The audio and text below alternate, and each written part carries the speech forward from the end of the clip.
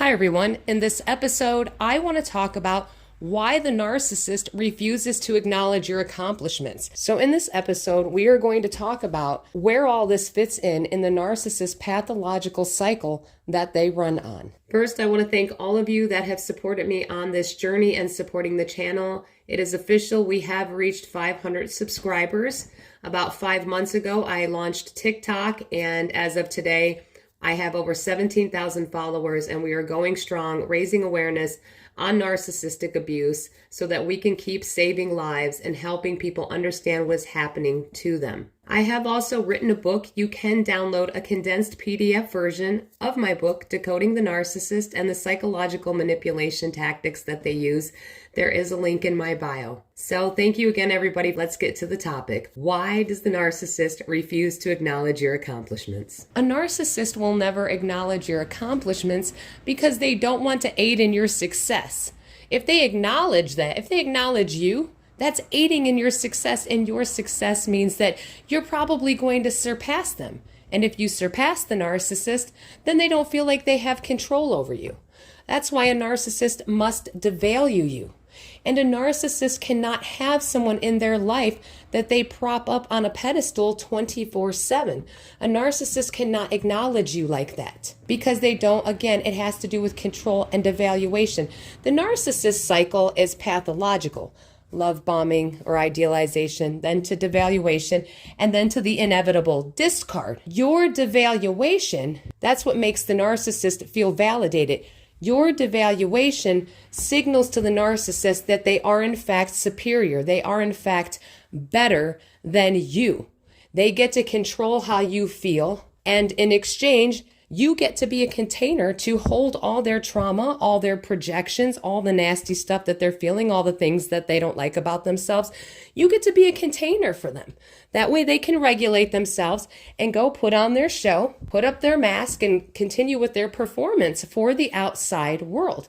So no, a narcissist cannot acknowledge your accomplishments or aid in your successes, because then that is the opposite of devaluing you. And the narcissist cycle requires them to devalue you. That is part of the cycle. If a narcissist cannot devalue you, then a narcissist doesn't have a use for you. That's why it is so important that you heal and get the knowledge. You have to have both, because once you have both, the narcissist can no longer devalue you, no matter what they say to you, no matter what they do to you. They are incapable of devaluing you because you're healed and you know better. You know what's going on. You have the knowledge. You've worked on yourself. And you know there's nothing that narcissists can say or do that's going to trigger you. They could go sleep with half of the world and it still wouldn't trigger you, because you understand that you're good with you and it's part of their disorder, and that they have to do these things in order to feel good about themselves, in order to validate themselves, in order to regulate themselves. So why doesn't a narcissist acknowledge you? Because in order for a narcissist to want to acknowledge your existence at all, you have to be of lesser value to them. If you are not of lesser value to the narcissist, they've got no use for you. That is the whole point of the devaluation cycle. So the more you increase your worth, the more you heal, the more knowledge you get, the more that infuriates the narcissist, the more the narcissist can't stand you. The more the narcissist rewrites the narrative in their head of how you must be beneath them. How dare you do this? So they rewrite the narrative and try to tell themselves that they're the reason why you're so successful, that it's all due to them. Had it not been for them, you wouldn't be where you are today. You wouldn't be the great person that you are today. And I know it sounds like absolute nonsense because the narcissist treated you terribly. The narcissist triangulated you with everyone. The narcissist treated everyone better than you. And on top of that, the narcissist never acknowledged your accomplishments or helped aid in your success. While you were doing all the hard work, while you were doing whatever it was, starting your business, getting this new job, starting a new hobby, that narcissist never took an interest in you. The narcissist never once took an interest in you to see who you were, to learn about you, other than to extract information to use against you as a weapon later. But all they were doing was using your perceived vulnerabilities against you. All your strengths, the narcissist never acknowledged them. They may have in the beginning, but again, that was just to love bomb you and reel you in and hook you. And the moment they got you hooked and you went into devaluation, all those things the narcissist once loved about you, now all of a sudden they hate about you. But you have to understand the narcissist never loved those things about you in the first place. It was all about putting on a show to get you hooked, to groom you, to become someone that they could devalue forever and ever. Even after the discard, the narcissist needs to be able to devalue you. Your accomplishments do not fit into the devaluation cycle.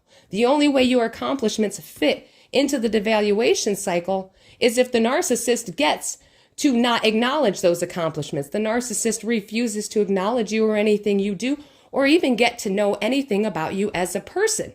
And that is part of the devaluation cycle. By not doing those things, the narcissist is able to keep you in their life because they're able to devalue you. However, once you no longer internalize it, then the narcissist doesn't know what to do, because they have to be able to devalue someone in order to regulate themselves. I hope that what I'm telling you helps clarify why the narcissist does what they do, why they treat other people better than you, why you can accomplish something and the narcissist will act like it's no big deal and then turn around and tell somebody else who's accomplished something less than you how amazing they are, and they'll do it right in front of you. Again, it's all about devaluation.